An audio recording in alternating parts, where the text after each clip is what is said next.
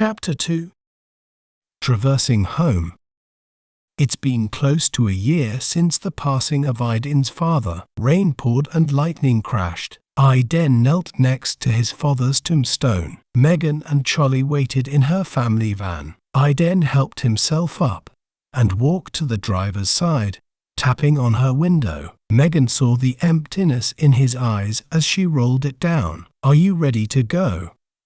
Without saying a word, Aiden sat in the car. Charlie turned to him with a warm smile. "Wanna go to Mad Clon's? We can get you a sundae. You can get a huge mad meal with extra mad sauce. We'll use your card." Aiden stared out of the passenger window. "Take me home, please."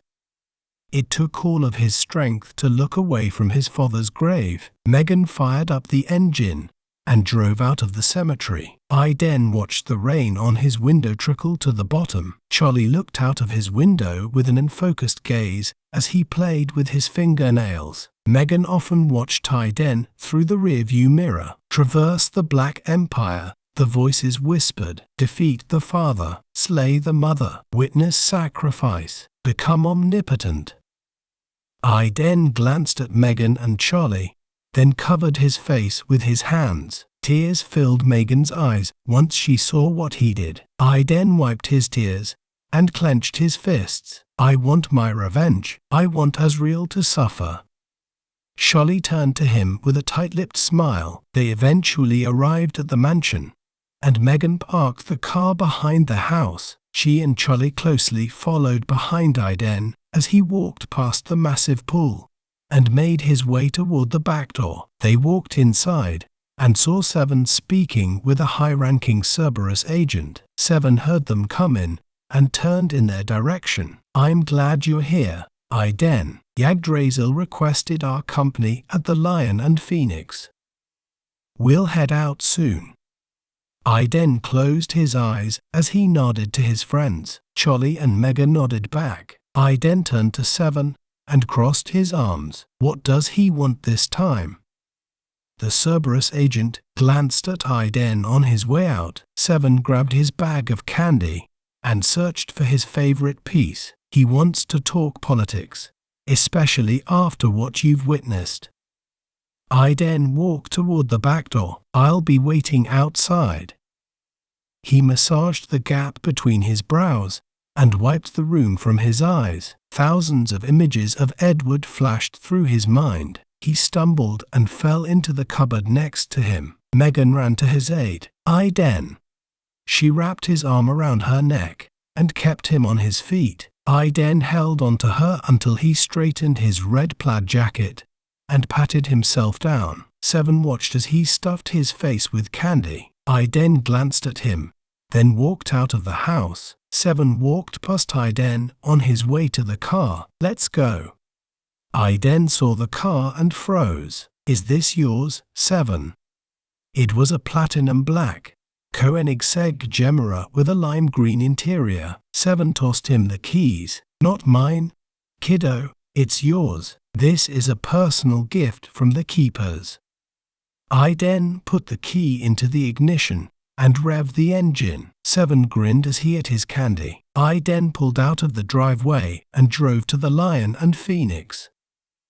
"Get rid of that stupid look on your face," Seven said. "We're about to have a talk with Yggdrasil. Do not show weakness. Shit is about to get serious very quickly. You're one of us now. If he sees you like this, you'll look like an easy target. Put your diplomat face on, now." Aiden felt like water inside of a boiling kettle. What if I just ripped his fucking head off and rolled it down the goddamn street? He thought. Deep down, he knew it wouldn't be productive to fight Seven. He took a deep breath and nodded as he stared at the front entrance of the club. They made their way toward the two Cerberus agents by the door. Aiden examined the cars in search of a cardinal virtue crest, but there were none in sight. "Why are none of them here? Fucking pussies," he thought. The Cerberus agents saw them coming and grinned at each other. "Hello, doggy. How are you and your master doing? Have you been a good boy?" That was enough to fuel Aiden's fire. shut the fuck up. His voice deafened the agents and cracked the windows of every adjacent car. Nothing but the blaring of car alarms were heard. The agents simultaneously bowed their heads as they opened the door. Seven and Iden promptly entered the illuminating hallway. Seven cackled as he leaned to Iden. Ha ha ha, I've never seen an agent shit himself before. That was great, kiddo.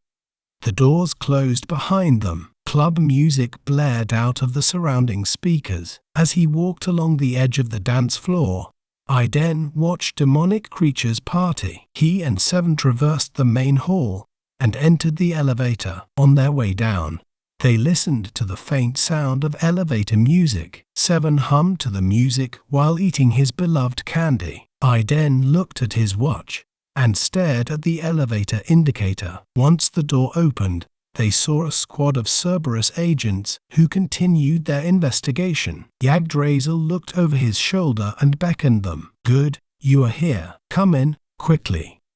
Seven stared at him with knitted brows. Why the personal meeting? After our recent findings, the cardinal virtues have all withdrawn their forces and went incognito.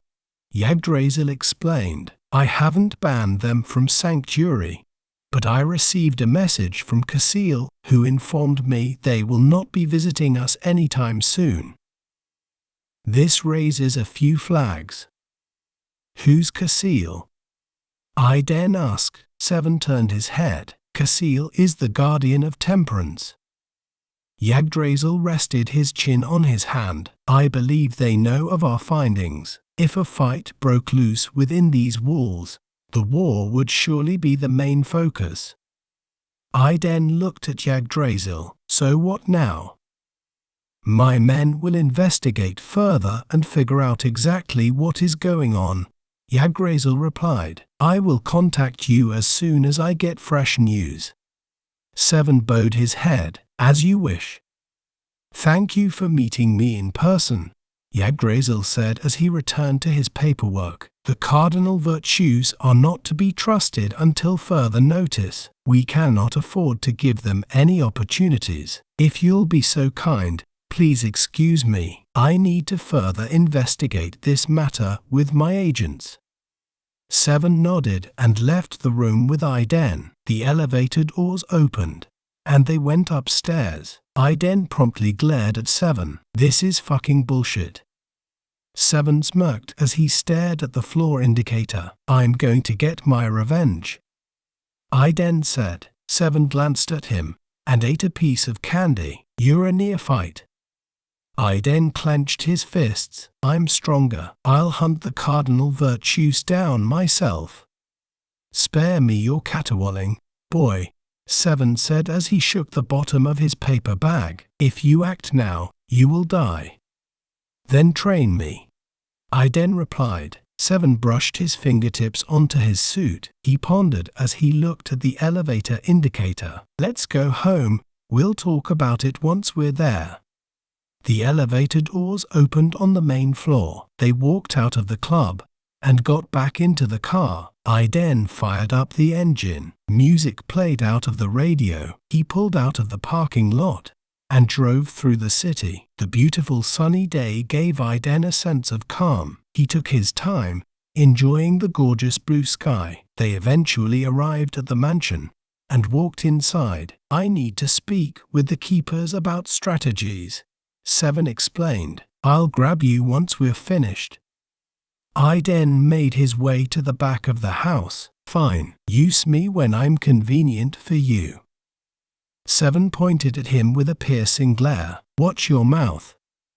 Iden walked out of the house and slammed the back door. Seven ambled to another part of the house. Iden went to visit his late father at Beaver Cemetery. He parked the car in front of his tombstone and knelt next to it. Hey, Dad, it's me, Iden, he whimpered. I miss you so much. I regret what I said. I regret not being with you. Please, forgive me. I'll find who killed you. I promise. Tears formed in his eyes as he cried into his hands. He sat down and rested his arms on his knees. Seven stood next to Iden and patted him on the shoulder. "We need to go back to the house and talk there." He grinned. "I want to show you something." Aiden looked over his shoulder and nodded before he helped himself onto his feet. Once he sat in his car, he pulled out of the cemetery and drove home. They walked into the living room, and Seven turned to him. "We are waiting for Yggdrasil to find these cowards. I've talked to my siblings, and we've all agreed that you are ready for the crash course. You will go through various trials, training with Lylin." Aiden's face lit up. "Finally, so what's next?" "I'm going to stab your beating heart," Seven replied. Aiden froze, staring at him. He felt a cold sweat run down his back. "Wait, what? You are not making any sense. Yggdrasil said I'm supposed to bring equilibrium. How does killing me do that? You can't be serious." "Shut up. You won't be dead," Seven explained. "We're just stopping your heart for a brief moment. By the end of your trials, you'll be much stronger. From then on, the future will be ours." "This is fucking crazy," Aiden replied. "How do I react to something like this? I'll be dead for I don't know how long. What do I do when my heart stops?" "Oh, it's easy," Seven said as he ate his candy. "Just find the clown nose and bring it to us." "A clown nose?" Aiden asked. "That's it. That's all we want," Seven explained. "Actually, the nose isn't even for us, it's for you. So, I'm just some kind of clown to you?" Aiden asked. Seven buried his face into his bag of candy. "Precisely. When do we start?" Aiden asked. Seven promptly took his suit jacket off and neatly folded it. He slid his dress shoes off and placed them beside his folded clothes. Aiden stared at him with a raised brow. Seven morphed into a leathery-skinned, raven black beast, who stared back at Aiden with an ominous grin. "Are you ready, kiddo?" Aiden looked at the floor, breathing heavily. "Just fucking do it already." Seven stretched his arms. "You might want to get comfortable and listen to something. You know, psych yourself up like a football player." Aiden cleared his throat and leaned to his left. "Theo, play something aggressive." The house AI system took a moment to register what he said. Soon after, heavy metal music blared out of the house speakers. "Oh yeah, you might get hurt down there, or even die," Seven explained. "Don't worry, you'll just come back, like lives in a video game. Okay, are you ready?" He exhaled out of his large nostrils while looking at Aiden with a sinister glare. Aiden squinted his eyes. "Huh?" Seven guffawed as he thrust his razor-sharp talon into Aiden's heart. "Boop." Aiden gasped as he stared at the calendar in the kitchen. It read May 24th, 2034. The clock read 8:05 p.m. "See you in a bit, kiddo," Seven whispered. Aiden let out his final breath. All he could see was Seven's blood-red eyes. Once his vision went black, time had frozen. He felt a mysterious force pull and tug on him. He looked into the dark void below and stared back at the demon claw that impaled him. The tug on his soul grew stronger as time passed. He suddenly spiraled out of control, seeing strange geometric patterns and shapes that appeared from the void. He saw colors he didn't know existed. The patterns twisted and turned, expanded and shrank, like a kaleidoscope. Aiden turned his body and faced his stomach downward as he screamed at the top of his lungs. "Can anyone hear me?" He tossed and turned, eventually spotting something at the bottom of the abyss he found himself in. Whatever the fuck that is, it's getting closer.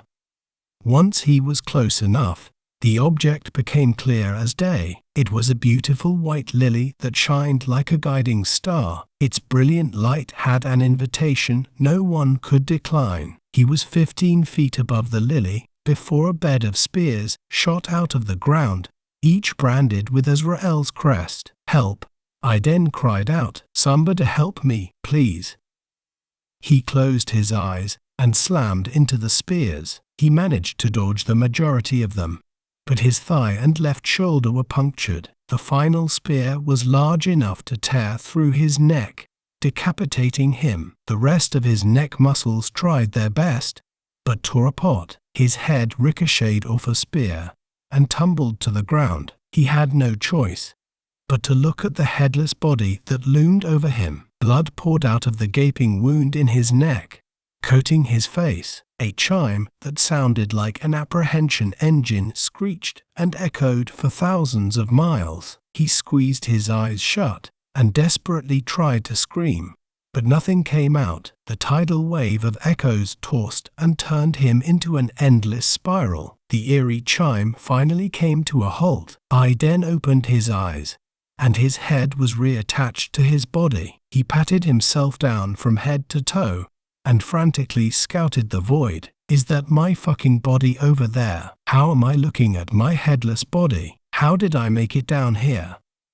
Aiden looked at the floor and saw his blood-soaked head. He collapsed onto his hands and knees, vomiting onto himself. A tall, slender creature descended from the dark cloud above and slammed onto the ground behind him, glaring into the back of his head as it slowly straightened its posture. Aiden wiped his face and helped himself up before he turned around. He found nothing but the sound of skittering footsteps. Moments later, a 12-foot-tall, unworldly creature looked down at the pubescent boy. Aiden widened his eyes as he shrank away. The creature pointed at him with its prolonged index finger. His voice echoed 4 times, repeating what he said. Aiden.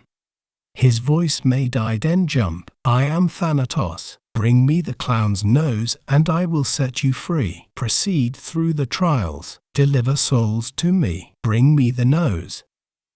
Thanatos' snow-white skin brought out his unworldly jet-black eyes. They made Aiden's stomach turn. He wore a topless dress that hid his feet. A mysterious language took the form of eccentric tattoos on his arms and torso. He levitated with his 6 large raven black wings. Frozen in fear, Aiden desperately tried to make sense of this reality. His wings aren't flapping. How is this possible? Am I truly dead?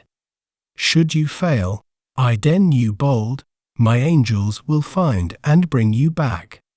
Thanatos roared, the time of your visit is your choice.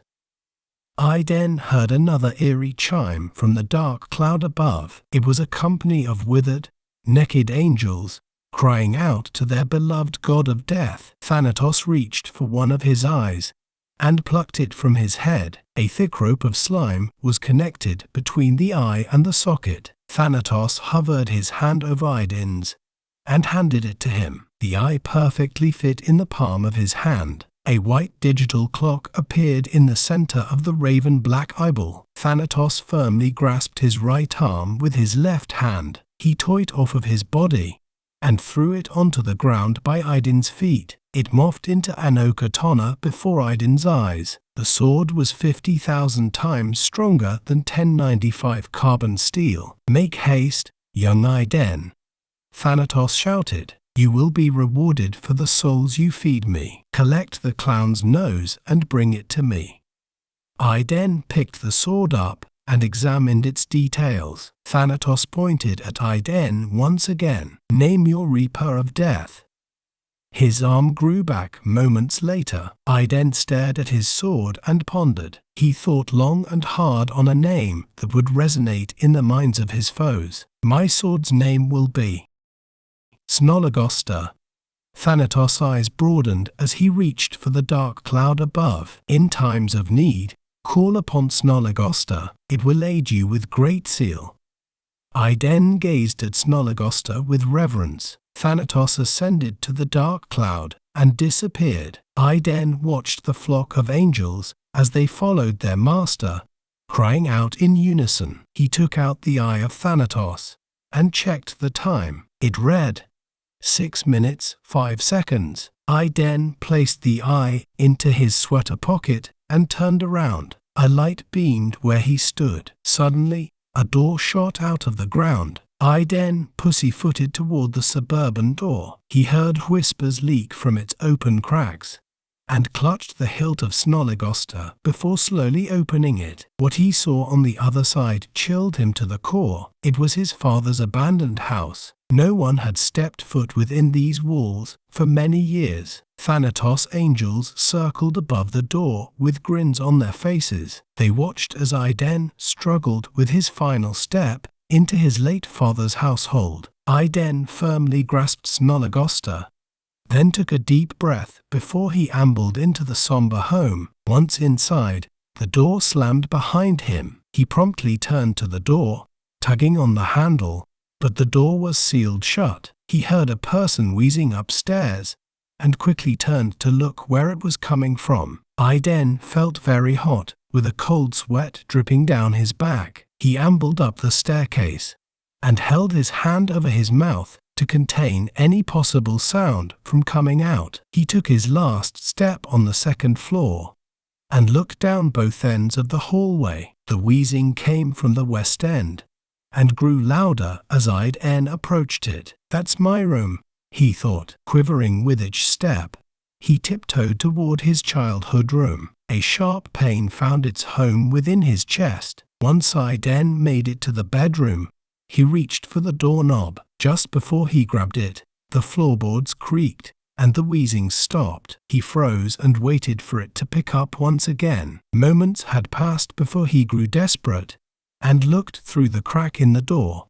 But all he saw was the illuminated sections of the room. His skin crawled, forcing him to look over his shoulder. Just fucking breathe, he thought. A pair of nails brushed against the door, giving him goosebumps as he jumped out of place. The brushing strokes quickly grew into rough clawing. Iden stepped away, then unsheathed Snolligoster, and the clawing had suddenly ceased. He listened for anything in the deafening silence. The house was cold enough to see his own breath. Moments later, Iden heard 2 knocks on the door, and his face quickly lit up. "Edward did that before walking into my room," he thought. Iden named his sword at the door, and cut it down with tenacious force. The door was shredded to ribbons by the time he was done. The frame was chipped and cracked. With shaky hands, he stormed into his old bedroom. The moonlight illuminated the room enough to know it was empty. He glanced at his desk,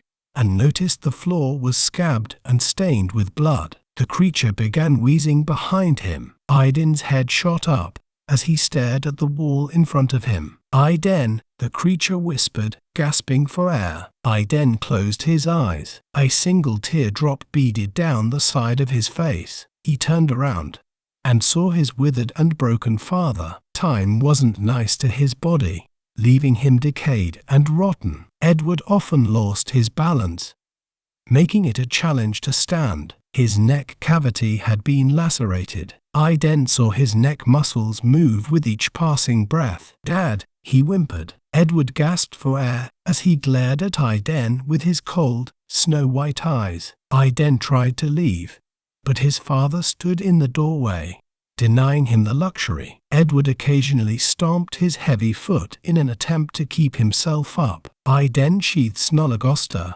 and walked toward him. Edward's eyes rolled into the back of his head as he choked on his own rotting flesh. Clenching his teeth, Iden fought hard against his emotions. Edward leaned forward as he rolled his eyes back and glared at Iden before lunging at him. Firmly grabbing his neck, Edward effortlessly tore it apart. Blood sprayed across the bedroom. Iden collapsed onto the stained wooden floor and bled out. The energy in his muscles escaped, forcing his body to twitch. A pool of his blood obstructed his vision. Thanatos angels chanted their eerie chime. Their incantation echoed as Edward's snow-white eyes pierced into Iden's. An angel flew into the room and gently picked up his lifeless body. As it flew out of the house, jet-black viscous ichor dripped from the top of the house into a pile of gelatinous goop on the ground in front of them. The angel gently placed Iden onto the ground and ascended back to her sisters. Iden opened his eyes and stared at another copy of himself as he touched his neck and body. He was suddenly in perfect health. He killed me. I felt it. I then thought, I'm still here though. How does this make sense? I have to kill him. I have to bring his soul to Thanatos. An overwhelming wave of emotions washed over him. I then dropped to his knees and wept in his hands. I can't. He's my dad. Incompetent human, the voices whispered. A waste of time. Fool's errand. Trapped forever. Fuck you. I then shouted, I can't kill him. I can't let him die again. He took a deep breath to cease his quivering lip and pondered. Kill him twice? That's not my father. This is a stupid test.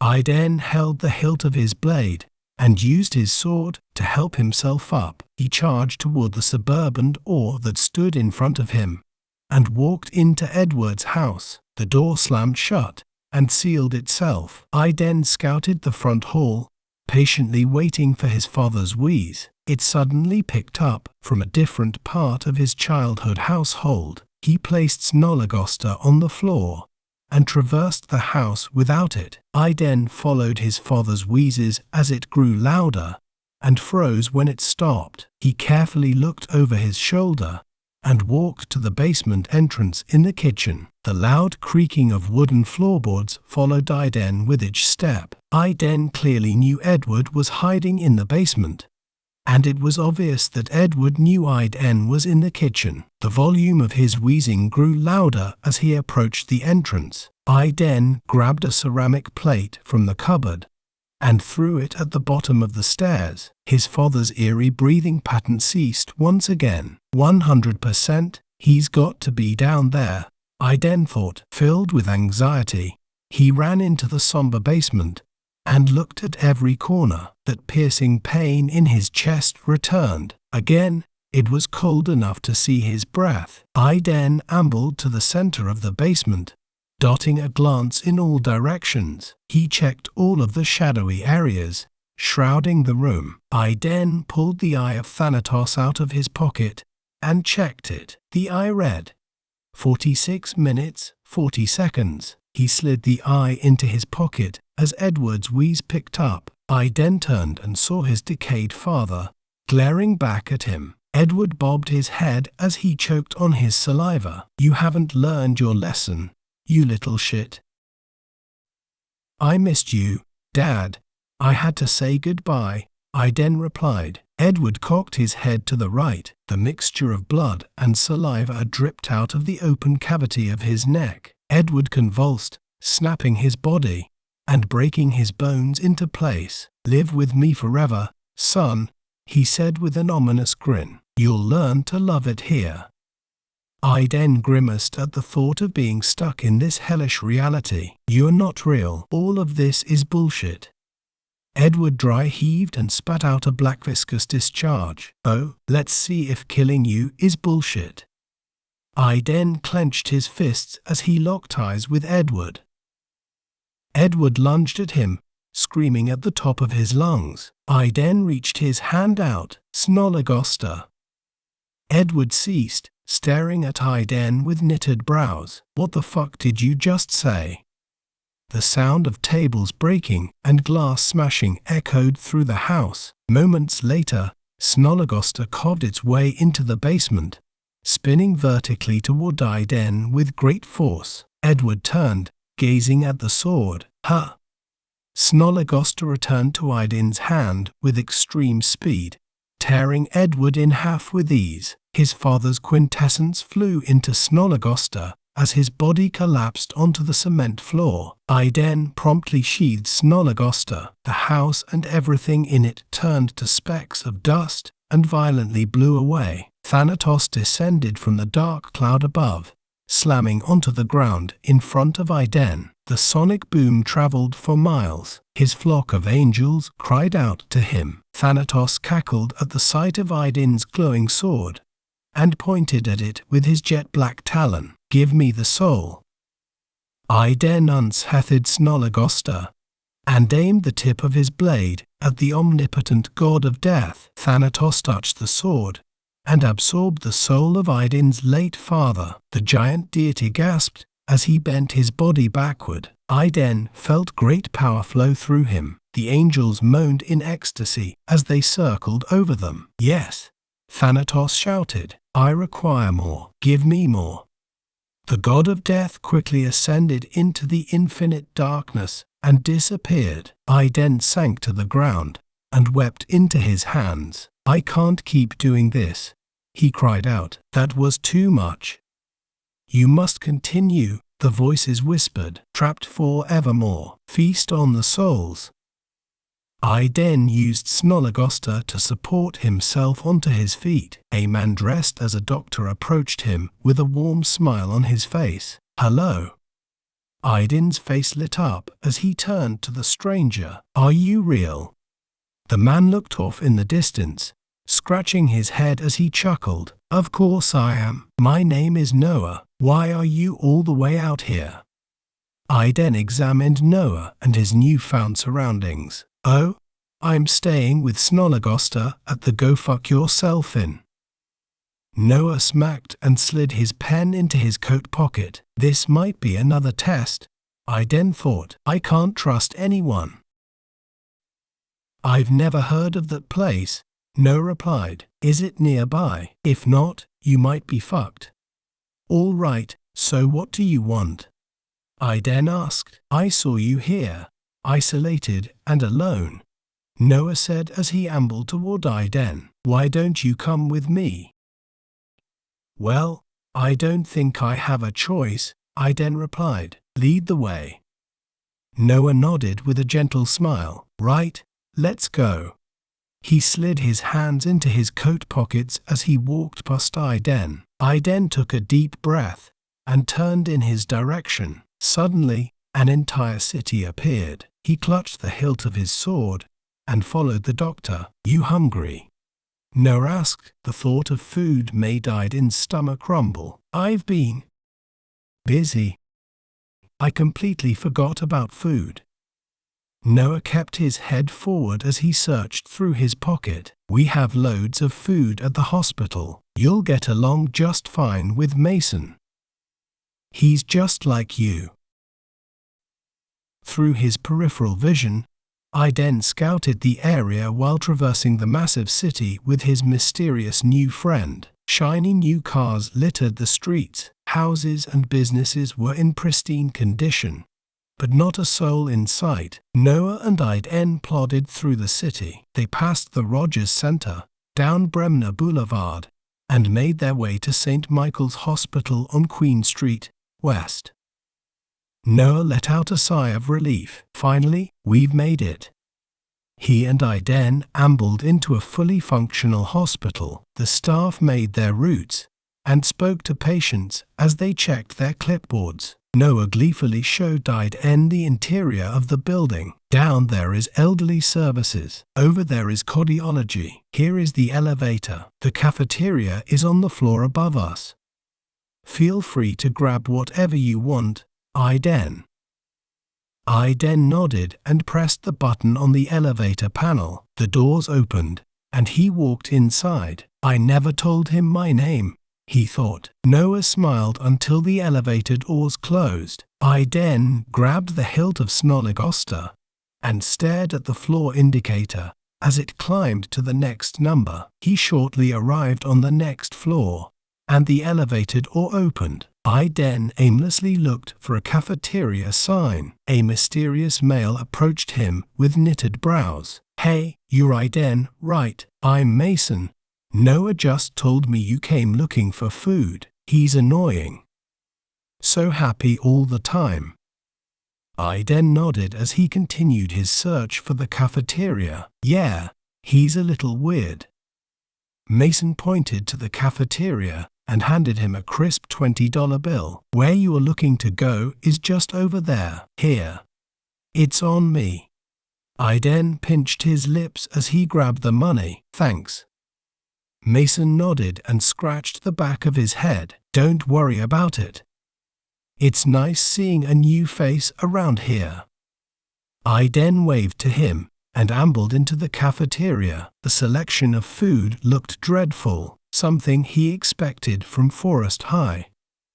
He approached the cashier and bought an apple, an egg salad sandwich, and a small bag of chips. The lady took his money, and he left to find a bench table to eat his food. Moments later, Noah pranced into the room. "Hey, buddy, I'm glad you found your way. How's the food?" "Surprisingly great," Aiden replied. "Who knew someone could make egg salad taste so good?" "Fantastic," Noah cheered, handing him another bill. "Feel free to come back and grab whatever you'd like." "You are all very kind to me," Aiden said as he took another bite from his sandwich. "I appreciate it a lot." Noah gave him a wink. "Well, it's not every day you stumble upon a big bag of blood."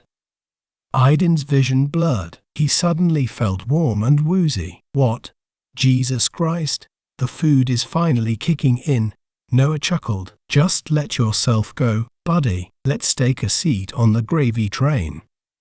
It quickly became impossible to keep himself upright. He used his right hand to lean against the table, but missed, smashing his face off of it. His body leaned backward and landed on the cafeteria floor. Noah quickly lifted his shoulders and carried him out of the room. "Shh, you're safe with us now." Aiden came in and out of consciousness. He eventually woke up and found himself strapped to a bed where countless phlebotomies were performed on him. Track marks covered his left arm. Aiden felt completely drained of energy as he struggled with keeping his head up. He looked to the right of him and saw himself in a mirror that was directed at him. In the time of him passing out and waking up, he had grown a beard. Snolligoster was leaning against a wall across the room. Aiden tried calling to it, but his tongue had been cut from his mouth. Dried blood covered his face and beard. He yelled at the top of his lungs, over and over, until Noah ambled into the room. "Buddy." Noah cheered, folding his hands behind his back. "You're awake.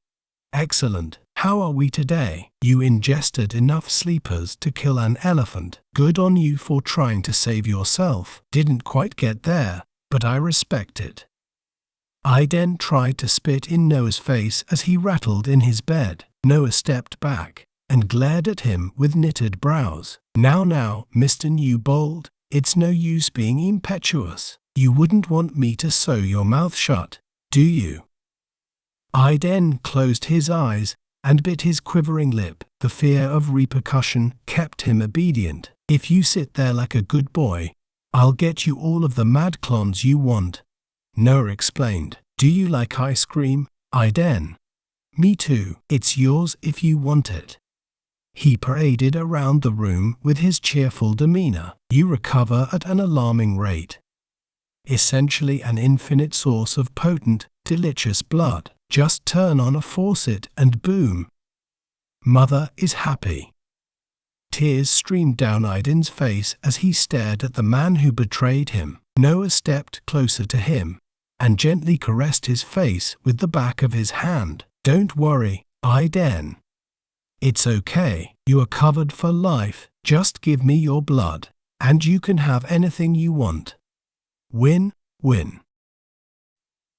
He pulled his tools from his coat and performed another phlebotomy on Aiden. Moments later, Aiden felt very weak and went limp. A great deal of time had passed. Aiden woke up and turned to the mirror directed at him. He couldn't recognize himself anymore. The long hair on his head and face made him look like a mountain man. "How long have I been in here?"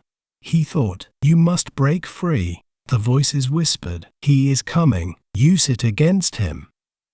Aiden examined the room and checked on Snolligoster. Over the course of time, it was covered with dust. There was a mini-fridge with a glass door to his left. It was cram-packed with bags of blood that had his name on it. Mason ambled into the room and froze once he saw Aiden. "Holy shit, what are you still doing here? I thought you left the hospital decades ago." Unable to move his body, Aiden wept in front of him. He felt elation the moment he saw Mason. "I thought you died, man," Mason said as he sat on the bed next to him. "What happened to you?" Aiden opened his mouth, displaying his missing tongue and chipped teeth, then nodded and pointed at the mini fridge with his head. Mason's eyes widened. "Holy shit," he whispered as he knelt next to the mini fridge for a closer look. Aiden pushed his teeth together and puckered his lips, telling Mason to be quiet. Mason nodded. "I understand now. Don't worry, Aiden. I got this." He stepped out of the room, leaving Aiden alone in his bed. Aiden frantically tried to break himself free. He would frequently turn to the doorway and be on the lookout for anyone coming. He tried his very best, but couldn't get out due to the lack of physical strength. Mason returned with a tray of food. He sat on the bed next to Aiden and placed the tray on his lap. "These straps have locks that I can't break."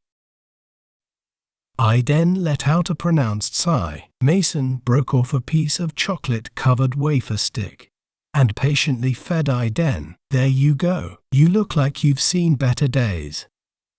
You gotta be hungry."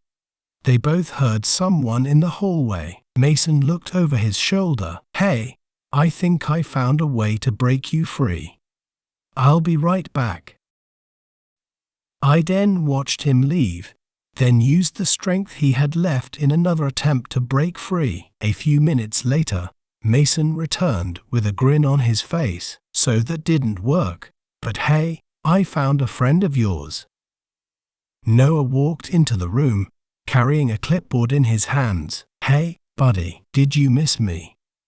Aiden closed his eyes as he squirmed in his bed. He tried to threaten Noah, but his missing tongue denied him the pleasure. Noah gazed at Aiden with puckered lips. "Oh shucks, how sweet. I missed you too. You've made Mother very happy over the years. I'm proud of you." Aiden's eyes jumped out of his face. How long has it been? Did he just say years?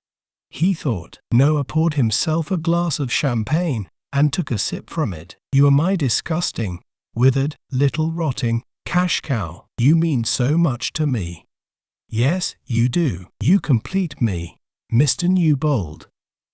Aiden flailed his arms and legs, using every bit of energy he had to break free. Noah crossed his arms and patiently stared at him. "You've been in bed for many years, Aiden. Even if you had managed to get loose, your legs would give out." He stepped toward Aiden, leaning next to his face. "You're fucked, kiddo," he said as he winked. Teary-eyed, Aiden stared at the ceiling. Maybe he's right. What if I'm stuck here forever? He thought. Noah grabbed his tools and performed another phlebotomy on him. Once he was finished, he stroked his fingers through Aiden's thick, greasy hair. "Stay golden, pony boy." Aiden felt weak and drowsy. A short minute later, he fell asleep. He eventually woke up and felt extreme fatigue. He slowly leaned his body to the left and checked the hallway. He looked down at his rotting arm, riddled with puncture holes, and closed his eyes. His beard grew a few feet in length. His hair reached 3/4 down his back. Noah sat across the room from him, clearly showing his age. He had salt and pepper hair with crow's feet in his eyes. "You're awake. Finally. Hello there, Mr. Newbold." Noah grabbed 2 champagne glasses and placed them on the dresser next to him. "You've basically been a living cadaver for so many years. You've kept a roof over my head, food in my mouth. You've dedicated a great portion of your life to me, buddy. I'm speechless. You've been amazing to me." He popped the cork from the bottle of champagne and filled the glasses. Aiden's throat was so dry, he couldn't swallow. Noah unbuckled the straps that held Aiden's torso down and handed him a glass. Aiden's decayed arms quivered as he tried to hold it. Noah grabbed Aiden's glass and placed it on the mini fridge next to him. He leaned Aiden against the headboard of the bed, then grabbed his glass and handed it back to him. The sores and infections covering his body forced him to cringe when he moved. Noah clinked glasses with Aiden. Cheers. You've been a very good boy. This was nice. Desperately trying to take a sip, Aiden spilled champagne all over himself and the hospital floor. The chime from their glasses echoed into the hallway. The sores in Aiden's mouth and throat burned. He was extremely dehydrated and malnourished, giving the appearance of a skeleton wrapped with a thin layer of leather. Aiden drank every last drop, regardless of the pain he had to endure. Noah stepped back, raising his glass before drinking the rest of his champagne. Aiden stared at the sunlight shining through his glass. I can do it if I'm quick enough, he thought. He pretended to faint as he smashed his glass against the edge of the mini fridge. Broken glass shredded his hand. Blood covered the top half of the fridge. Noah nearly spat his champagne out as he rushed to help. Aiden firmly grasped the stem of his broken glass and drove it into the side of Noah's neck. He glared at Noah and enjoyed watching him in pain. Noah gasped for air as he grabbed the blanket next to him. Aiden dragged the jagged stem to the other side of Noah's neck. Blood sprayed over Aiden's face and the bed he laid on. Noah's blood pooled onto the floor as he gasped for air and dropped to his knees, wrapping his hand around the laceration. He slowly fell to the floor. Aiden glared into Noah's bulging eyes until he choked on his own blood and gave his final breath. He watched the life escape Noah's body, and it was the second biggest hit of dopamine he had ever felt in his life. Aiden used the strength he had left to sit up and reach for the straps on his feet. He unbuckled himself and was finally free. The massive hit of adrenaline with the sun on his face was almost too much to bear. Aiden carefully leaned on the left side of his body and fell out of the hospital bed next to the mini fridge. He pulled himself closer to the fridge and opened the glass door, then grabbed the closest bag of blood and placed the open rim against his lips. Before he knew it, he drank the entire bag. His body had immediately rejuvenated. He grabbed 2 more bags and drank them dry. Fruit punch, he thought. His infections and sores had gone away. His withered body and olive skin had flourished,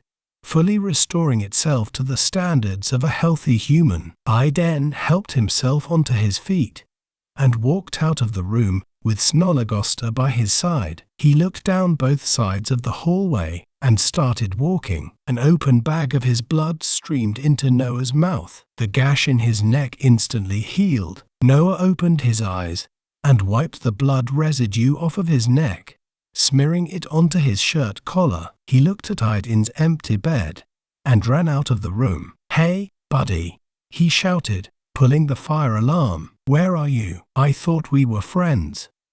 The sprinkler system promptly activated throughout the building. Aiden firmly held onto Snollegoster as he tiptoed toward the blood bank in his patient gown. He saw Mason coming and immediately hid. Mason's vision was impaired due to the dim lighting, with the sprinkler system raining down on his face. He held his hand above his eyebrows and ran down the hallway. There was a tiny, dark gap in the wall where Aiden could easily squeeze into and wait. He crouched until he saw an opening, then unsheathed Snollegoster and sliced Mason's Achilles tendons. Mason gasped and fell on his face. Blood gushed out of his heels. Aiden rolled on top of him and covered his mouth with his hand. As he glared into Mason's eyes, Aiden slowly slit his throat with the blade of his sword. Tears streamed out of Mason's eyes. Blood erupted from his mouth and neck before he drew his last breath and went limp. Aiden grabbed the knife that hung on Mason's right leg and repeatedly stabbed him in the chest. Breathing heavily, he stood onto his feet and loomed over Mason's corpse. He heard employees talking to one another and quickly looked in their direction. Their voices grew louder with each passing second. Aiden sheathed Snollegoster and walked toward the blood bank as quickly as he could. The sprinkler system suddenly ceased. The building became very quiet. All Aiden could hear was his feet slap against the wet floor and the dripping water from the sprinklers. He saw signs pointing to the blood bank and followed their directions. A pair of employees read a list on their clipboards. Aiden ran on the wall and threw Mason's knife at the head of the man closest to him, then jumped off of the wall and decapitated the second employee with his sword. He knelt next to one of them and ripped off the identification card from their uniform to gain access to the blood bank. He ran past the tables and traveled to the back area where all of his blood was kept. Once inside, he grabbed one of the bags and cut an opening into the top of it before raising the bottom, drinking every last drop. Aiden saw himself in the mirror and froze. His eyes had bilateral meiosis. He had never felt so strong in his life. Noah waved to him with a grin on his face. "Hey, buddy, I finally found you." Aiden continued draining the bags dry. "You gave me a pretty bad boo-boo and hurt some good friends of mine in the process," Noah said as he slid his hands into his pockets. "It'll be okay, buddy. Just put the sword down and let me take you back to your room. You still have many years of work ahead of you. I can easily forgive you if you just cooperate." Aiden turned and threw his knife at him. Noah quickly hid behind the wall by the entrance. "Oh, don't give me that sass, buddy. We're friends. You are treating me like I just farted in your face. Listen, just let me take your blood, and we won't have any problems. Deal?" Aiden glared at the wall he hid behind. "You want to see your mother, bud?" Noah asked. Aiden's heart sank at the thought of his late mother. It almost brought him to tears. He collected himself and nodded. "Come on, let's go see her," Noah shouted, beckoning him. Aiden walked out of the blood bank and looked down the hallway where Noah stood. He glanced at Aiden before ambling into the room next to him. Aiden walked into the room, and his jaw dropped from what he saw. His mother, Sarah, stared at him while she laid in her hospital bed. Her jet black hair was in a ponytail, and she wore a patient gown with a thick blue blanket to cover her legs. "Aiden, my sweet boy." A single tear beaded down to his quivering lip. Tears filled Sarah's eyes. "I finally get to speak with my beautiful son." Noah stared at Aiden with a lopsided grin. Sarah reached out to him with both arms. "Come give your mother a hug." Aiden stood in the doorway and stared at her as he wiped his eyes. Noah pushed himself off the wall and laid in bed next to her. "She is why we need you, Aiden. She's dying. Yes. We need your blood to keep her going. Sarah is so precious to us. Here at St. Michael's." He grabbed a bag of Aiden's blood from the fridge next to him and attached it to Sarah's intravenous therapy. The blood ran down the cord and into Sarah's arm. She rolled her eyes into the back of her head, moaning in ecstasy. "We've bumped into an adult scene. Thanks, YouTube."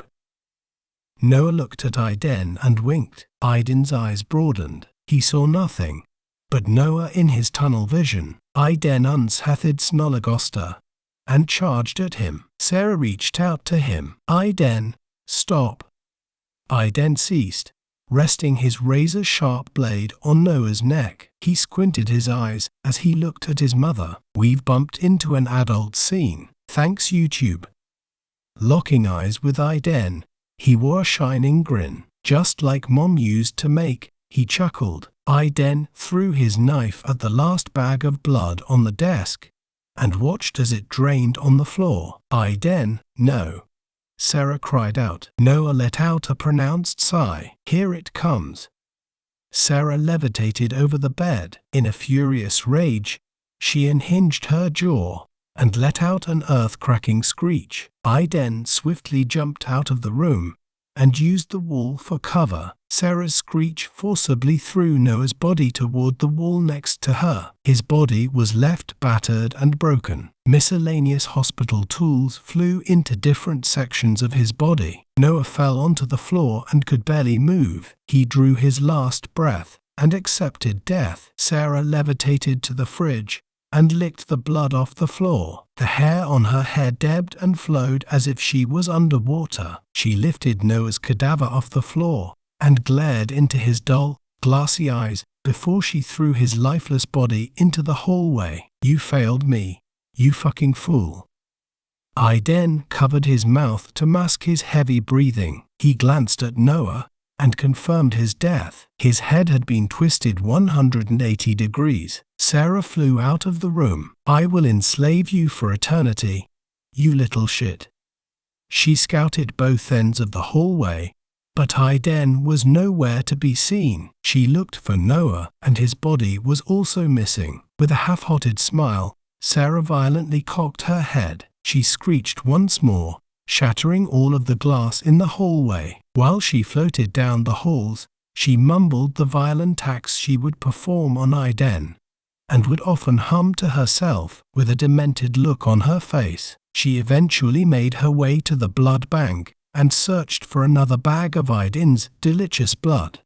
But they had all been poked and poured into the floor drain. She let out a guttural roar as she tried to lick the open drain. Aiden threw a chair at the wall, shattering it on impact. The loud crash of the chair quickly caught her attention and made her look in its direction. Aiden threw Noah's lifeless body at Sarah's back, pushing her into the wall. He unsheathed Snolligoster, surged into the air, and thrust his razor-sharp blade through Noah and into Sarah's heart. Sarah roared before collapsing onto the ground. Aiden ripped Snolligoster out of her body. Sarah's quintessence flew into his sword. Moments later, she imploded, spraying raven black viscous goo in all directions. Aiden flew through a window and descended to the first floor. The hospital quickly turned to dust and violently blew away. Aiden landed on his feet and pulled the eye of Thanatos out of his pocket. He opened the palm of his hand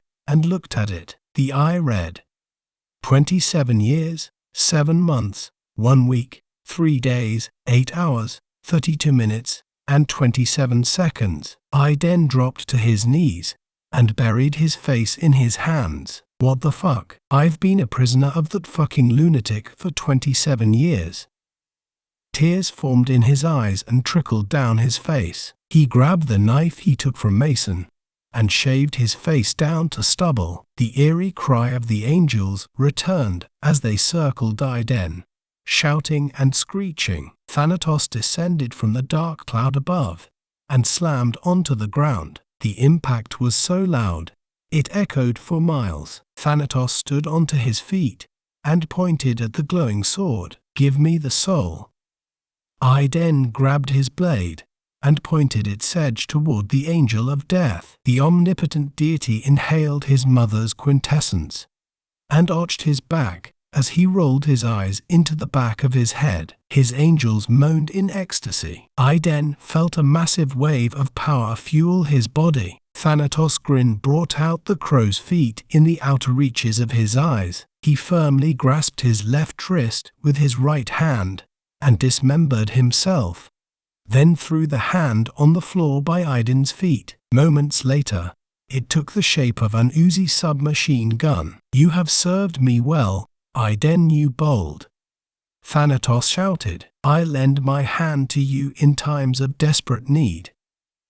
Aiden picked up the gun and test-fired it. A gun with no clip, he thought. Thanatos reached out to the darkness above. Demons with burnt flesh clawed and crawled their way out of the ground. Some of their jaws were unhinged, others were missing, bearing their protruding tongues that wagged back and forth. Viscous black ooze dripped and poured out of the open wounds. With bilateral meiosis in their eyes, the sclera was scarlet red, the iris a pineapple yellow. They were equally furious as they were thirsty for human blood. Thanatos pointed at Aiden, sending his minions to attack. Aiden had Snolligoster in one hand and his gun in the other. He charged toward the myriad army with great vigor and threw Snolligoster as hard as he could into the mob of demons. His blade cut through them with ease. The overwhelming number of demons remaining hid Snologosta from him. Iden had regrown his tongue from the bags of blood, but forgot the skill of speech, and was unable to call his sword back to him. Step by step, the demons grew closer to Iden. Surrounding him with each passing moment, they readied themselves, glaring at Iden from every angle. Iden fired his gun and watched as the bullets pierced into the mob of malevolent beings. The gun was extremely accurate, with virtually no recoil. The demons who were hit had a toxin released into their bloodstream. They ceased their pursuit and dropped to the ground. Moments later, their bodies convulsed in pain as they frothed at the mouth, crying in pain. The demons simultaneously exploded into a pile of gelatinous goop. Thanatos waved his hand over the remaining horde, sending them back home. Enough, he shouted. Decayed hands reached through the ground and grabbed the demons' ankles, dragging them down against their will. No, they cried. Thanatos snapped his fingers and pointed at Iden. You may now call your sword with sheer will. Iden bow of his head, go now. Thanatos roared, claim another soul. Iden closed his eyes and took a deep breath. Thanatos ascended into the ominous black cloud above and was swallowed by the dark void. His angels cried out as they followed their beloved. Iden knew what was next and promptly started his journey. He examined both of his weapons and looked off into the distance. He saw someone with their back turned to him and stepped forward for a closer look. Iden whistled with his fingers, and the man turned, revealing himself as a much older version of Charlie. A single tear formed in Iden's right eye. Charlie's hair had grayed. His emerald green eyes accompanied his crow's feet. Iden ran as fast as he could to reunite with his childhood friend. Just before Iden reached him, Charlie turned to dust and blew away. Iden frantically scouted the area and saw Charlie staring back from a faraway distance. He ran much faster, desperately trying to reach him in time. Charlie unholstered his .44 Magnum and fired at him. Iden unshathed Snologosta with his incredible speed and deflected each bullet that was sure to hit him. Walls suddenly shot out of the ground, trapping the two men in a house-like labyrinth. I'm safe for now, but how long? Iden thought. That's not him. This is just another test. He followed his senses and made his way toward Charlie. Iden turned a corner, and a bullet flew past his head. He quickly took cover and waited. The gunfire ceased, and Iden peeked his head out. Walls continued multiplying out of the floorboards. You fucking used me, Iden. Charlie shouted. I'll fucking kill you. Iden leaned against a wall and stared at the ground with squinted eyes. What the fuck does that mean? He thought. You fucking used me for your own greed. Charlie screamed. Your own goons killed me, you selfish asshole. I don't know how I can change his mind, Iden thought. I'll sound like a baby if I speak. Fuck you, Charlie shouted. I'm going to kill you.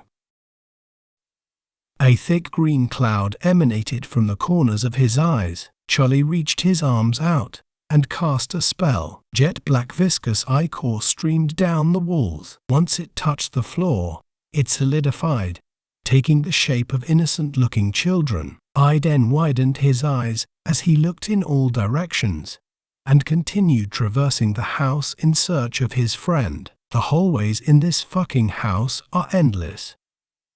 Iden unholstered his gun and fired at the wall in front of him. He made a massive circle through multiple walls and kicked them in, one after the other. The Cambions slowly followed behind him. They giggled. Iden looked over his shoulder at the crowd of demonic children. They raced toward him with demented looks on their faces. Oh fuck, he thought as he ran through the gaps in the walls. One of them jumped on his back and gnawed on his ear with its jagged teeth. Iden quickly grabbed the child and threw it into the air with both hands. He unsheathed Snologosta, and hurled his sword at the demonic child, slicing it in half. The Cambion giggled until it liquefied into a viscous raven-black ooze that soaked into the floorboards. The sight of it gave Iden goosebumps. He reached his hand out to Snologosta, commanding it to return. The power is great in this one,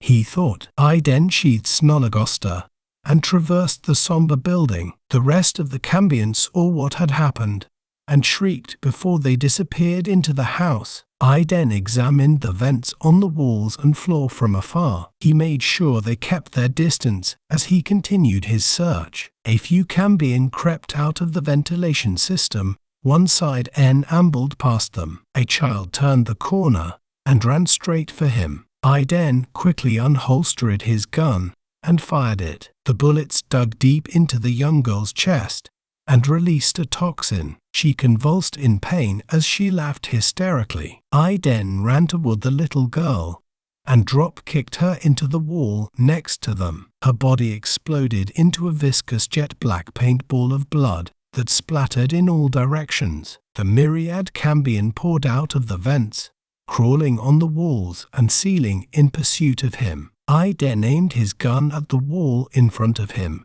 and fired at it until the gun overheated. He pierced the ceiling with Snologosta and reached for the hilt with both hands. His astonishing velocity helped him kick the wall down with ease, entering a massive personal study. The Cambion stood in the hallway and stared at Iden with an ominous glare. Why have they stopped? He thought. One by one, they slowly climbed out of the ventilation system and walked into the room from every entrance. Iden stared at the mob of hellish children as they surrounded him. In unison, they reached into their pockets, cackling as they pulled out razor-sharp knives. Iden firmly grasped the hilt of Snologosta and prepared to defend himself. The Cambions slit their throats and dropped to their knees as they gave their final breath. Iden stepped back as his jaw dropped. Holy shit, he thought. Thick black blood poured out of their necks as they fell flat on their faces. Iden scouted the room,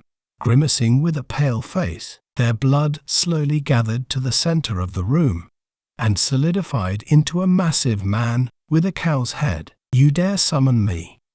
Moloch roared. Trivial troglodyte.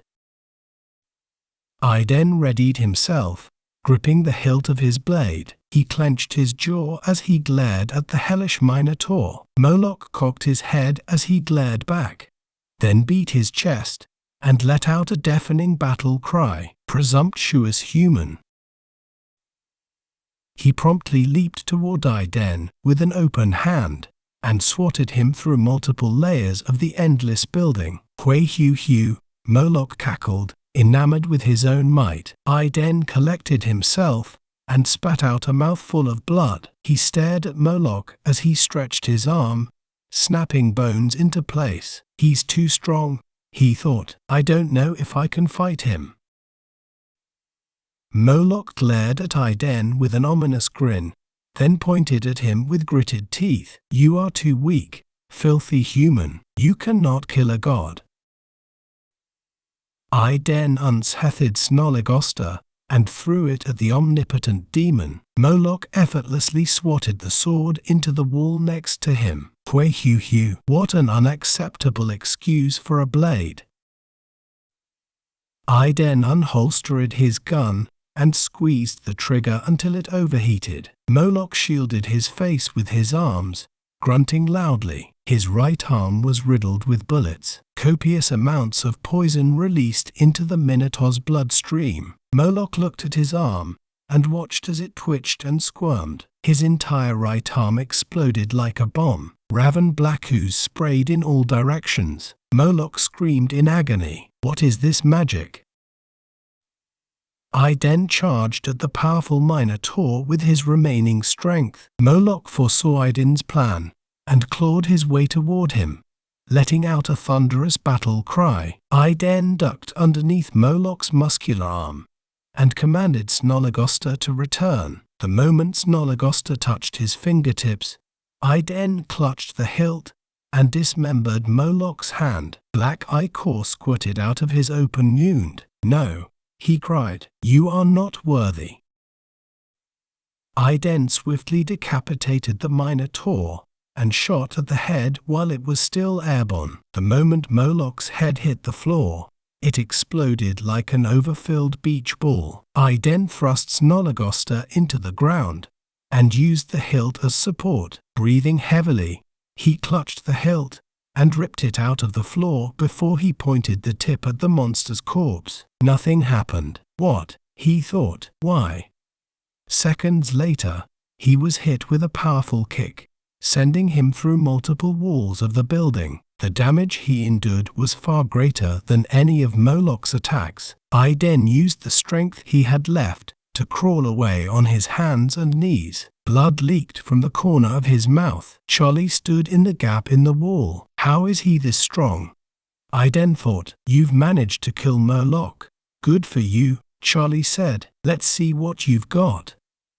Before Iden could get on one knee, Charlie launched toward him with incredible speed. Iden grabbed the hilt of the sword, bracing for impact. Charlie clenched his fist and cranked it back. Iden tried to counter, thrusting his sword upward. Charlie used his hands to form a pocket of air under him. It was just enough power to jump over Iden. Once he landed, Charlie looked over his shoulder and kicked the back of Iden's head. He face-planted into the wooden floor. Charlie loomed over him with a fiery glare, then kicked his stomach, sending him further into the house. Moments later, he stood next to Iden and poked him with his pointy, steel-toe boot. Iden was unresponsive. Charlie picked him up by the back of his shirt and threw him down the hallway. Iden's limp body ragdolled through the building. "You're fucking worthless," Charlie said. "I don't know why I let you boss me around."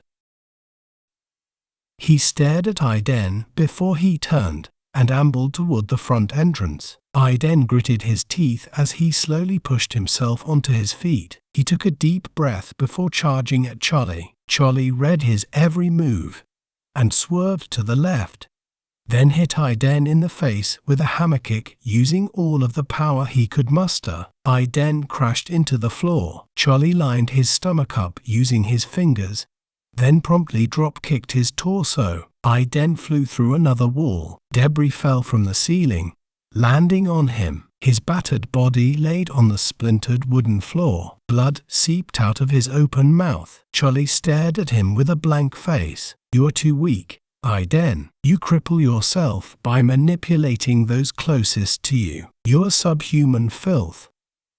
In his abject state, Iden rolled onto his back as he looked at Charlie. "What did I do? I'd never use him. His friendship means too much to me," he thought. Charlie ambled to the front entrance and took his first step outside before he heard Iden whistle at him. Charlie turned and saw him holding Snologosta over his neck. Iden had surrendered himself. "You're right," Charlie said as he approached Iden. "I should be the one who kills you." He loomed over Iden with clenched fists. Iden squeezed his eyes shut as he held his breath. A series of gunshots illuminated the house. Iden opened his eyes as he froze. Charlie fell to his knees. The sound of a closing door leaked into the room. Moments later, Charlie fell flat on his face. Iden turned Charlie onto his back. "I'm sorry. Please forgive me," he thought. He rested his head and arm on Charlie's lifeless body and cried until Snologosta inevitably absorbed his soul. Iden watched the house and his best friend turn to dust and drift into the dark void. Thanatos descended from the dark cloud above, slamming onto the ground behind Iden. His angels circled above, crying out to their beloved, "Give me the soul." Thanatos shouted. He reached out to Iden and healed his body with his mysterious powers. Emotionally hollow, Iden stood onto his feet and pointed his glowing sword at the god of death. Thanatos inhaled the soul through his nostrils, and his eyes rolled to the back of his head. Iden felt a wave of strength empower him. "Yes," Thanatos roared, You have done well. He raised his hand in the air and thrust it into his stomach, reaching into his abdomen.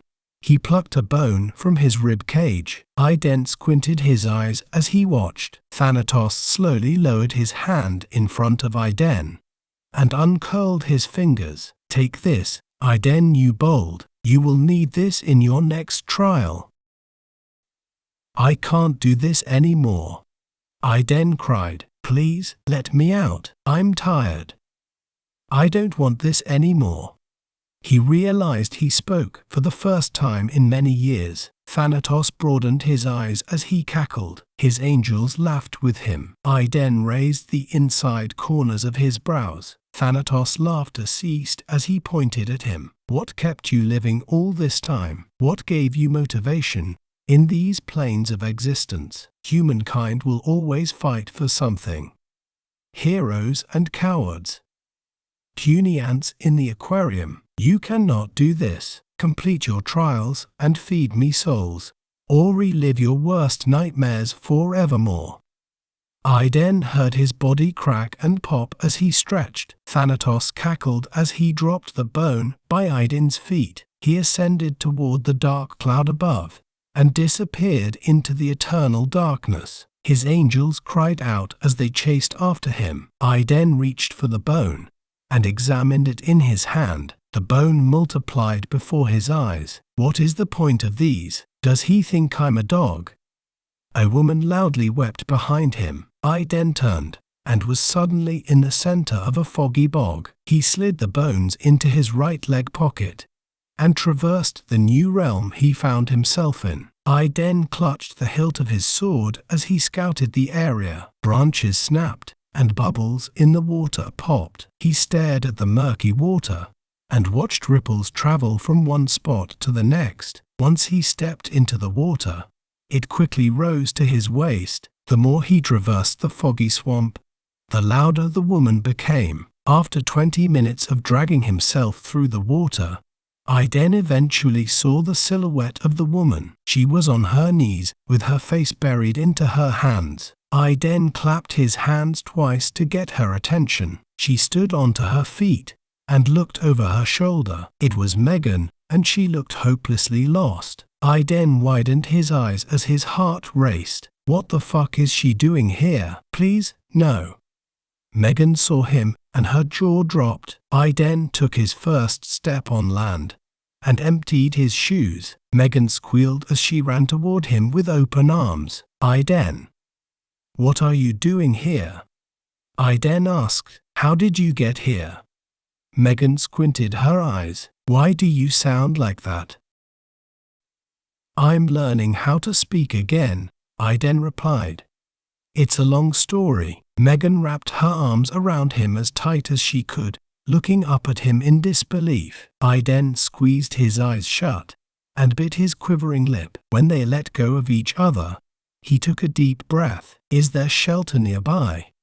Without a blink, Megan nodded. Yeah, there's a place nearby, but I can't see through all of this fog. I got scared and stayed here before I got lost. Aiden scouted the area as he relaxed his body. He unsheathed Snologosta, holding the bottom of the hilt above his head. He thrust the sword into the ground with all of his might and created a massive whirlwind. What are you doing?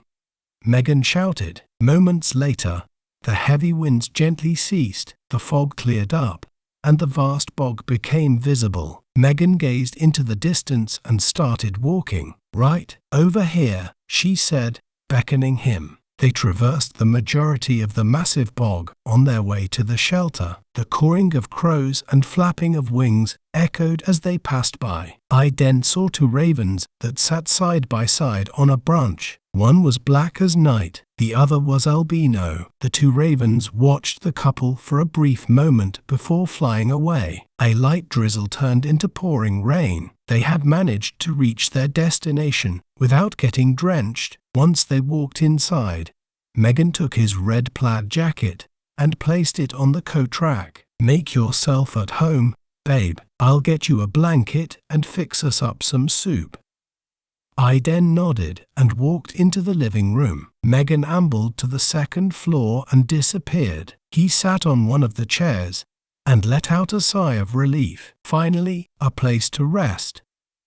He heard the floor creak above his head, followed by the sound of two voices. He jumped out of his seat and ran upstairs to find out who that was. Aiden opened the white wooden door and found Megan a foot away, with a blanket tightly folded in her hand. She looked at him with a warm smile. "Here you go."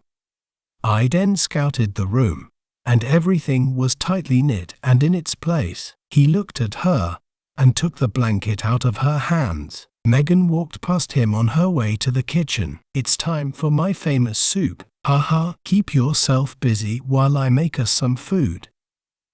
Aiden took one last look inside the room before he made his way back to the living room. He sat in the careless dude chair and made himself comfortable. Megan ambled to the kitchen and started cooking. "You're in for a treat, Aiden. This is my family's homemade spaghetti soup." Aiden smirked as he made eye contact with her. "You'll love it, I promise," she said, prepping the meal. Aiden grabbed the television remote and pressed the power button. "Cringed on round hat is on." One of my favorite childhood cartoons, he thought. Half an hour had passed. Megan made her way to the living room with 2 bowls of hot spaghetti soup. "If you're starving, blow on it a little so you don't burn your tongue." Aiden grabbed one of the bowls and nodded. "It's a creamy tomato soup with diced onions and spaghetti noodles," she explained as she took a big bite. "Really good with sodium crackers and pepper. It's simple, but sometimes less is more, right?" "Edward made this for me all of the time," Aiden thought. "I remember him saying that exact same thing to me. I need to be on my toes. I don't feel safe anymore. When is the TV going to grow legs and have jagged teeth?" He and Megan finished their soup and snuggled against one another on the couch. "I think I like that show," Megan said, pushing herself off of the couch. "What was it?" "Cringed on round hat. What a sweet little cartoon." All of a sudden, Aiden had a hard time moving. Megan raised a brow as she watched him. "You okay, babe?"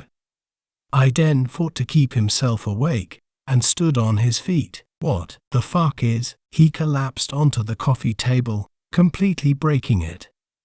"Quickly, grab him," a woman shouted. She had an adenoidal voice. Aiden felt multiple pairs of hands grab and drag his body into a panic room beneath the floor. He. The woman cackled. Her laughter slowly faded as she traversed the house. Aiden was placed in a corner, facing toward it. He desperately tried to move, but eventually gave up and fell asleep. He woke up, chained to the wall he previously stared at. A single halogen light beamed in his face, almost blinding him. A romantic song played out of a record player that sat next to the exit of the room. A pair of bulging, shaky eyes sat in the darkest corner of the room. The owner of them stared at Aiden as she hummed the song. Occasionally, her eyes rattled. She would cackle after talking to herself. Once Aiden heard her, he tried looking through the blinding light by squinting his eyes. He pulled and tugged on his iron cuffs, but they were too thick to break. His boiling blood made his demonic eyes protrude out of his head. The woman caught a glimpse of them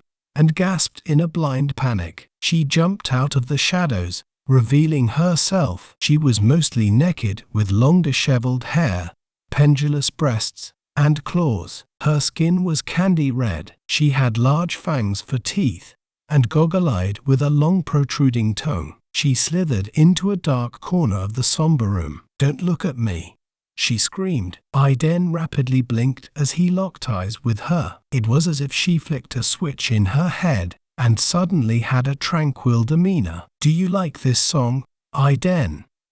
Her appearance, voice, and acknowledgement of his name made his teeth itch. "I don't have any more spaghetti soup for you. I don't have much food here anymore."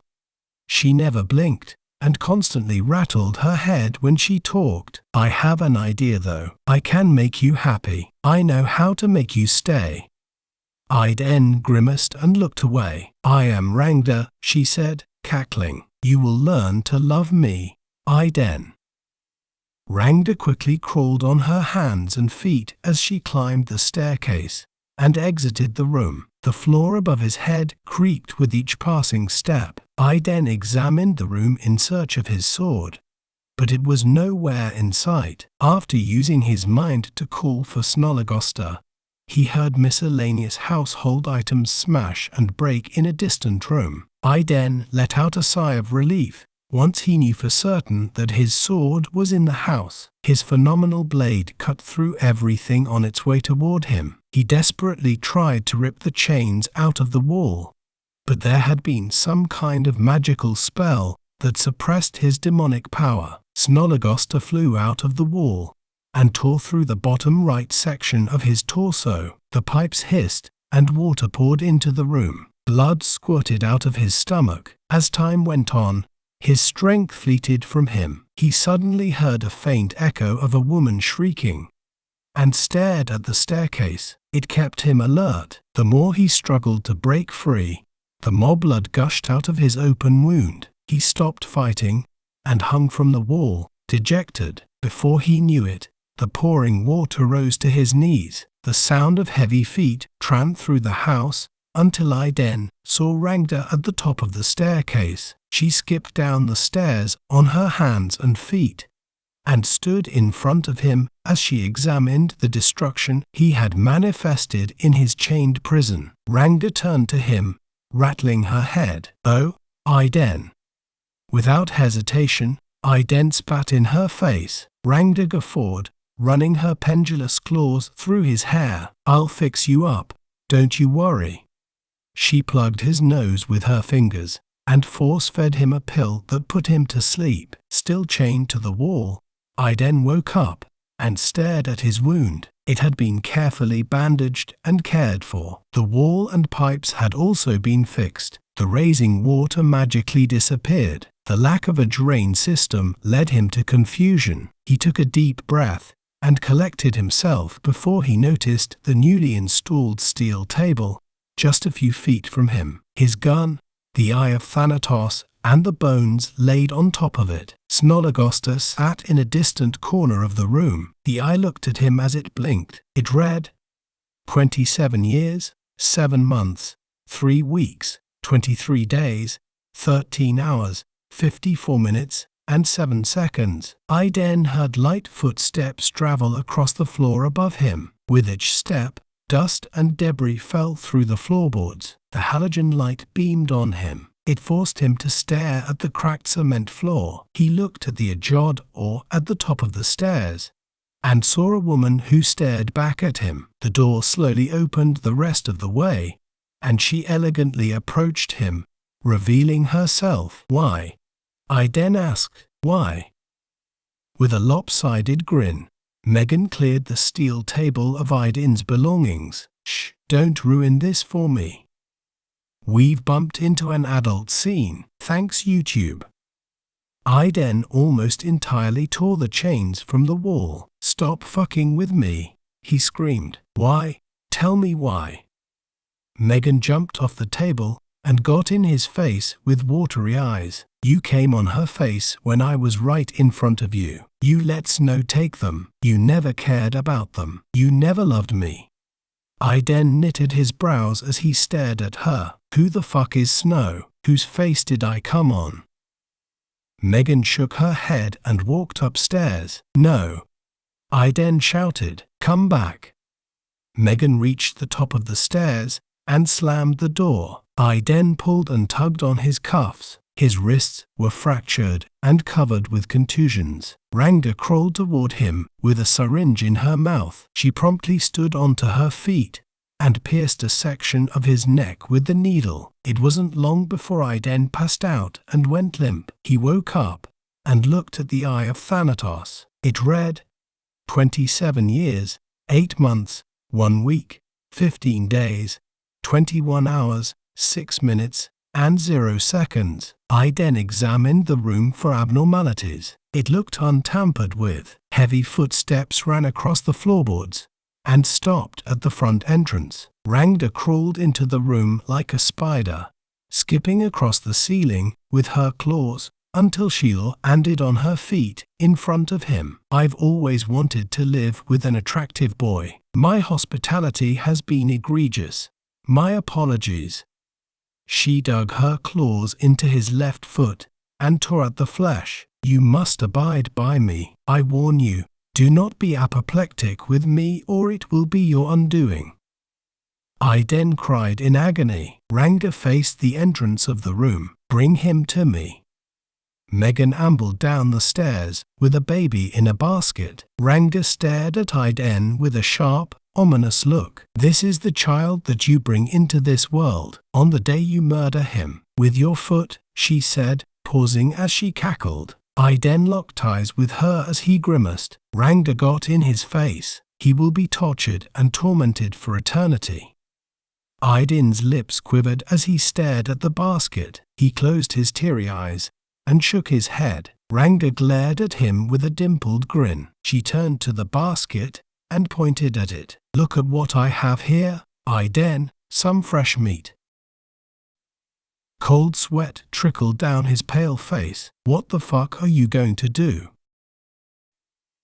Rangda grabbed the baby by the ankle and placed it on the table. She unhinged her jaw and projectile vomited. A viscous, jet-black discharge flew out of her mouth. The baby quickly absorbed the thick and stick ooze. It woke up, confused and in pain. The hair on its body grew at an extraordinary rate. Its teeth popped out of the gums. Its fingernails grew long and turned black. The skin wrinkled and dried out. The baby stopped crying and shriveled into a withered cadaver. Aiden's jaw dropped as he hung from the wall. His chains rattled as he quivered. He lowered his head, crying into his shoulder. Rangda and Megan laughed in unison. Aiden pulled and tugged on his chains, nearly breaking himself free. Rangda and Megan looked at Aiden with a sinister glare. Megan left the basement and returned with another basket. Rangda grabbed the next baby and tore its head off with her large, jagged teeth. She devoured the head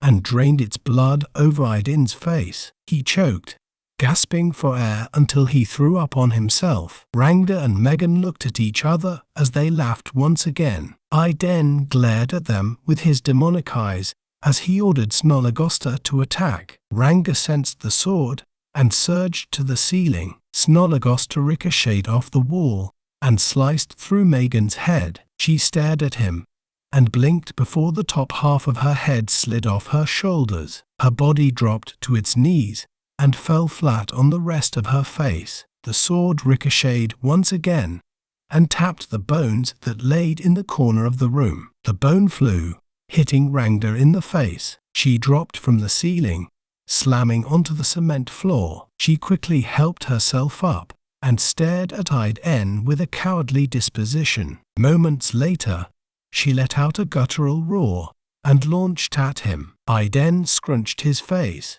preparing to meet his end. Just as her claw touched his skin, her head exploded. Her limbs and miscellaneous body parts flew in all directions of the room. Aiden commanded Snologosta to break the chains that restrained him. He used one knee to keep his balance while he leaned his forearm on the other. He gently massaged his wrists as he stared at Megan's corpse. Her quintessence launched out of her body and flew into his sword. The house melted to the floor like runny paint and gathered to the center like water into a drain. The angels and their eerie chime returned once more, growing louder the closer they approached him. An angel glided down to Aiden and carried him across the eternal darkness. He held onto its legs as he hung from its talons. The angel released him and disappeared into the dark cloud above. Aiden's body slammed onto the ground. He slowly helped himself up and scouted the area as his joints cracked and popped. Two doors shot out of the ground. Thanatos descended from the dark void and perched on top of the doors. Give me that soul. Iden pointed his glowing sword toward the towering deity. Thanatos absorbed the soul as he stared at the dark cloud. His angels circled them, moaning in ecstasy. Iden felt a wave of power flow through him. You have two paths that lay before you, Iden knew bold. Thanatos roared. The right door will bring you back to your body on Earth. The left will bring you to your final destination. Choose now. Iden stared at the doors and pondered before he walked toward the door that truly spoke to him. Thanatos watched as Iden made his way toward the left door. Good. He cheered as he opened the right door to show him what lingered inside. Men and women's genitals were burned with fire-hot tools and instruments. Naked women were tied to burnt trees while they were whipped and lashed at. Mounds of men and women were naked and tied together. Iden squinted his eyes and stared into the distance. He saw his doppelganger who was tied to a stake. A ferocious dire wolf ripped and tore at him while he screamed for eternity. The doppelganger stared at Iden and let out one last cry for help before Thanatos slammed the door in his face. Iden turned to the left door, and it opened. Thanatos cocked his head as he watched. Iden cleared his throat and took his final step through the door. The hulking deity dropped to the ground and waved his hand in Iden's direction. His bruised and beaten body had instantly healed, and his hair was well kept. He looked over his shoulder and nodded. Thank you.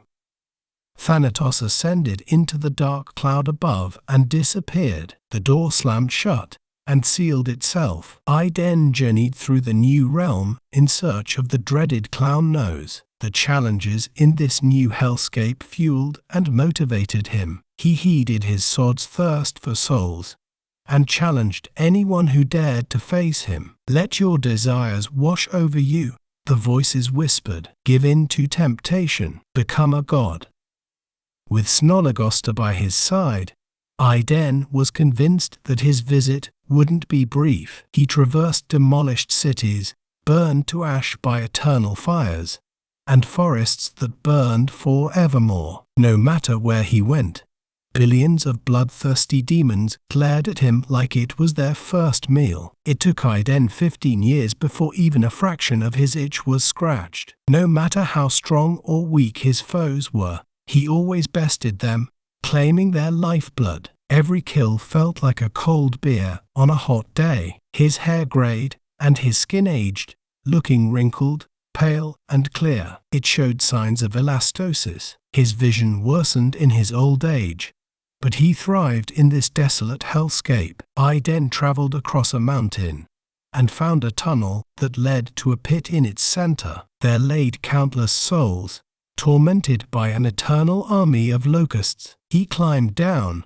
toward the bottomless pit where he saw Abaddon the Destroyer looming over it. He had a slim build with spiky obsidian armor and bone blades for hands. Abaddon sensed his presence and stopped chanting his incantation. Finally, you have arrived. He pointed a blade at Iden, commanding his horde of locusts to attack. Iden quickly raised the hilt of his sword above his head and thrust the blade into the ground. The incredible force created a powerful blast that disintegrated the myriad force of locusts in a matter of seconds. He glared at Abaddon and pointed at him with the tip of his blade. Ha! Abaddon cackled and suddenly gasped. You cannot defeat. Iden launched himself through Abaddon's chest with such power that he had created a sonic boom from where he stood. The great destroyer screamed before exploding into a massive paintball of raven black ichor. His blood sprayed in all directions. Iden saw a toy once he landed on his feet. It floated to the top of viscous goop. He sheathed his sword and ambled toward it. Iden examined the toy before he picked it up. It was a clown action figure with a candy red nose, a cord with a small plastic hoop connected to its back. He held the toy upright by the legs and pulled the cord. Wah ha ha ha, it cackled. Iden stared at the dark cloud as he pointed the figurine toward it. He closed his eyes and surged for what felt like millions of miles to the surface. He opened his eyes and found himself in front of Seven, with his claw freshly plucked from his chest. Seven stared at him with a dimpled grin. "How was your visit?" I then ambled to the calendar. It read, May 24th, 2034. He turned to the clock. It read, 8:06 p.m. Tears filled his eyes as he dropped to his knees and stared at the floor. "I was only gone for a minute." "Yay!" Seven cheered. "Did you see some cool shit?" I then slowly helped himself up. Snolagoster and the rest of his weapons were still in his possession. He looked into the mirror and saw his 20-year-old body look back at him. He touched his hair and quivering lips. "I was down there for 42 years. Seven popped a piece of candy into his mouth. "Wanna get some ice cream?" I then stepped out of the house and drove to Edward's grave. He knelt next to the tombstone and bowed his head. "I will find your killer, Edward. I promise you this." 6 and 7 watched him from afar. 6 turned to his brother with a smirk on his face. "The spider has begun spinning its web." 7 cackled as he stared at the grieving boy. Without a single blink, Iden glared at his father's grave. A sweet and seductive voice of a woman spoke to him. "Blood, souls, power," she whispered. A cloud of darkness consumed Iden's vision. A mysterious, scarlet-skinned deity appeared before him. She had a slim build with snow-white eyes. The bone of her skull erected out of her head, giving the appearance of a slanted crown. The leathery flesh of her torso draped down to her feet, making it look like a crimson dress. She leaned toward Iden, blessing him with an upside-down cross. Iden closed his eyes and focused on what was said to him. She screamed at the top of her lungs and suddenly vanished. Iden's vision returned, bringing him back to his father's grave. The thought of rage and mayhem sounded like the perfect refreshment. He hopped into his car and pulled out of the cemetery. Music blared out of the car stereo system, with the colors of his eyes slowly turning into a flurry of red and yellow.